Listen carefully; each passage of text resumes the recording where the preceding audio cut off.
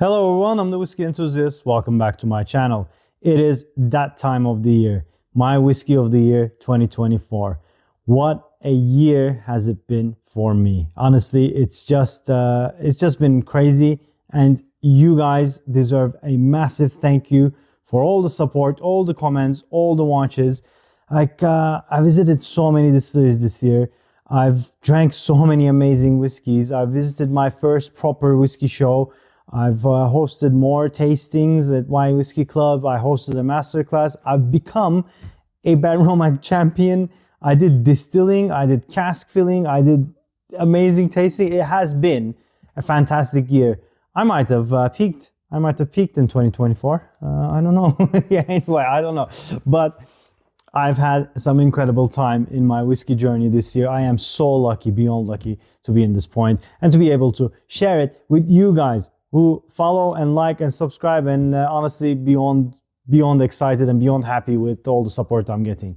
Right, with that out of the way, I've divided into categories and I'm gonna go past them quite quickly. I don't want this to drag on, but it's I'll have my honorable mentions as locations. This is my whiskey of the year, and I'll tell you what it is at the end. But I absolutely fell in love with this whiskey mid-year, around March, and I normally don't get second bottles or third bottles. I did with this really beautiful, fantastic whiskey. Okay, all right. So my biggest honorable mentions goes to IBs and old whiskeys. Baromac 50. Like, I can't top that. I had that. It was incredible, and that it's not fair to put it on the list, so it stays in the honorable mention. I also had a Mortlach 24 distilled in 1999 and a Speyburn 44 1997.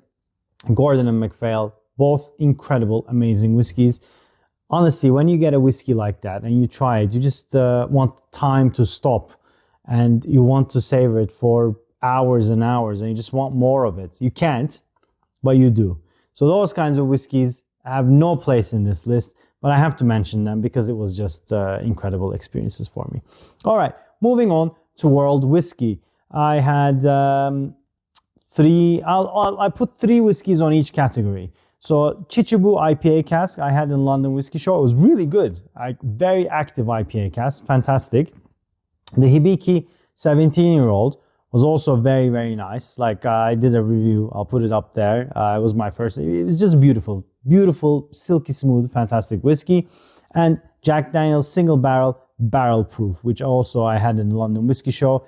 I mean, I like a hefty, cask strength bourbon, Tennessee whiskey. And this didn't disappoint. I like Jack Daniel's character anyway. So really made me happy.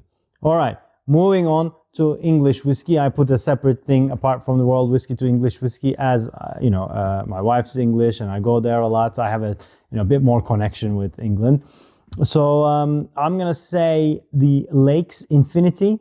It was fantastic. It had layers and layers and layers of notes to dissect. It needed attention, and it was just such a very, very well made whiskey.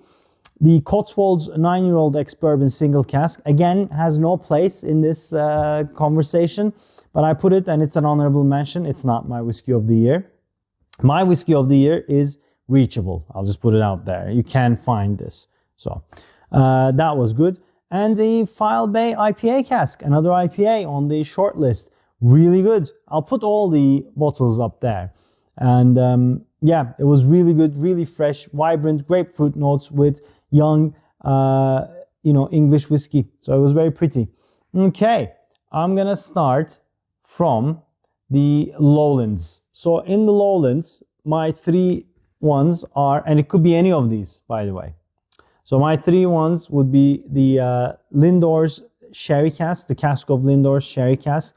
Really good. I like the Lindor's character. It's a bit lactic, but with those sherry casks, and it gave a nice sulfury, good, robust character. Bladnoch 30, that's not it. Like I said, it's a reachable one, but that was a good whiskey. And the Hollywood Arrival. You know, I absolutely love that whiskey. Without the help of STR cask, with just young spirit, 3 years of age, from a young distillery, they've done such a great thing. I absolutely love that whiskey. Is that my whiskey of the year? Who knows? From the, wait, hold on. Yeah, Speyside. Well, I had the Benromac Distillery exclusive 19-year-old first fill virgin oak. Honestly, before Benromac, my take on virgin oak was a bit too spicy, a bit too coconutty, and really more miss than hit. But after Benromac, I have a new view of virgin oaks, and that 19-year-old first fill, well, of course, all virgin oak is going to be first fill. That 19-year-old virgin oak was just incredible. And the Snow Phoenix, finally, I got to try the Snow Phoenix from Glenfiddich. It was beautiful. It was such a nice sipper. The story I love, but it's unreachable, so it's not it as well. And Speyburn 15, Roy has been going on about it for a while. I've not tasted it. I visited the Speyburn distillery and I tasted it there, and I see it now. I see it. Speyburn 10, I don't like, whether the 46% this duty-free expression or the normal one, I don't like. But the 15 was absolutely beautiful. Really enjoyed it. And Speyburn, I highly recommend the distillery visit. Fantastic place. Highlands, we have the Ireland American Sherry cask. Again, beautiful whiskey. Ireland American seems to be doing no wrong. We have the Knockneen cask strength. I had it in the last London Whiskey Show. I love Knockneen. I love the Knockneen profile. And the cask strength did not disappoint. It was fresh, vibrant, really tasty. And the Deanston Chronicles Edition 2. Now, the Chronicles is about like from different eras. So it had whiskies from the 70s, 80s, 90s, 2000 and 2010s, with how many, percentages they don't say, but it's such a well-rounded, a taste explosion whiskey. I really enjoyed that as well. Then I'm going to Campbeltown, which I didn't have much experience with Campbeltown this year. I had the Kilkerran 16 for the first time. I enjoyed it. For the first time, I understand what people like in Kilkerran, but anything below 16 age, I don't like Kilkerran. So 16, I count it as a win. I like it. Glen Scotia, the Mermaid one, the first one of the, what releases they call something releases. The Mermaid, that was really nice. I enjoyed that one. And this is an IB, so it's not it as well, but I had a Whiskey Brokers 20-year-old Springbank, which was absolutely beautiful. So I'll put that there, but it's not, it's not a smart thing to do. And then we're going to Islands, which, is not maybe a region, but it is. We have the Lag Corey Cravey. Last year, it was the Lag Kilmary edition, my whiskey of the year in 2023. But Lag Corey Cravey, sherried, 50% ABV, nice whiskey.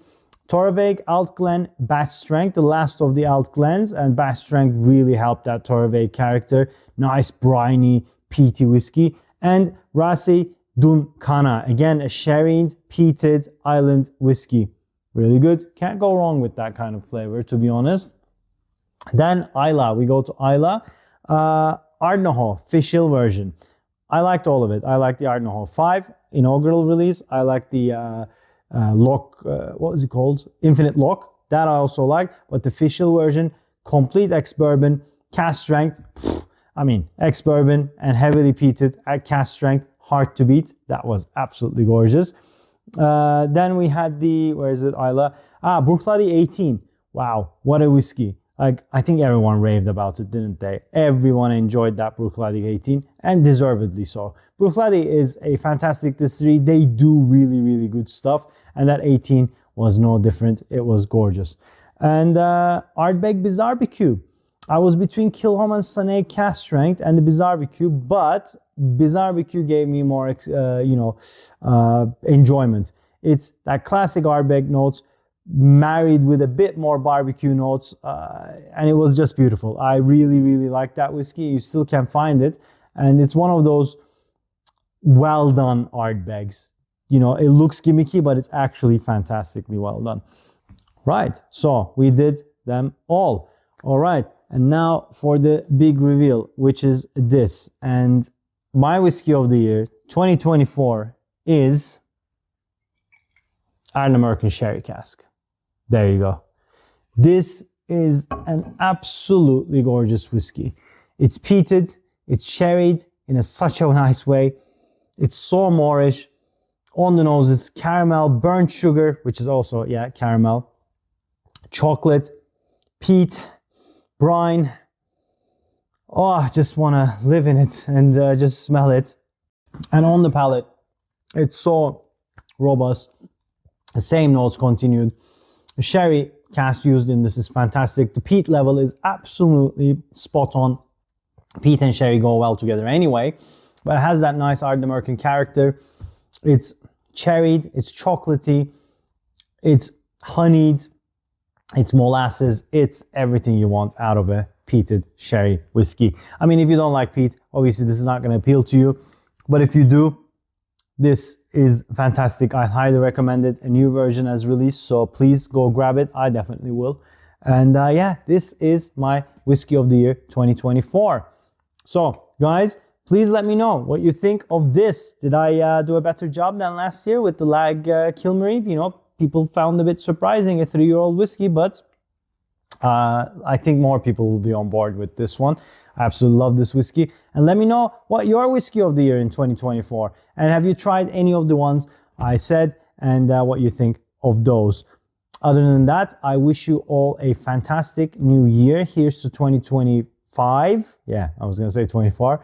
Here's to 2025, bringing more whiskey, more enjoyment, health, wealth, and happiness to us all.